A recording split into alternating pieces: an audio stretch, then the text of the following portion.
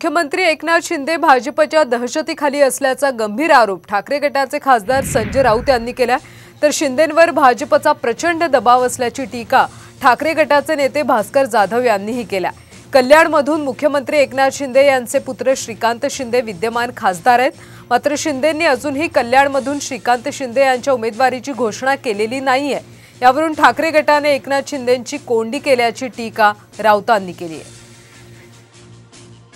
अजून कल्याण, डोंबिवली आणि ठाण्याचे उमेदवार ते देऊ शकले नाहीत।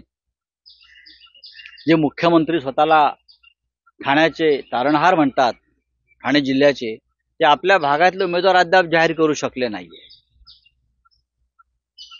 स्वतः मुख्यमंत्री दहशतीखाली आहेत भाजपच्या, आणि ते अचानक कुठेतरी अदृश्य होतात। आगे आगे देखो होता है क्या। भाजपनं 25 उमेदवारांची यादी जाहीर केली आणि एकनाथराव शिंदेना त्यांच्या मुलाची उमेदवारी सुद्धा जाहीर करणं अवघड होऊन बसलेलं आहे।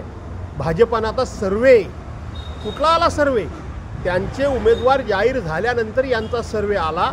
याचा अर्थ भाजपाचा सर्वे फायनल झालेला आहे की या सर्वांना घरी बसवणं हा भाजपाचा सर्वे।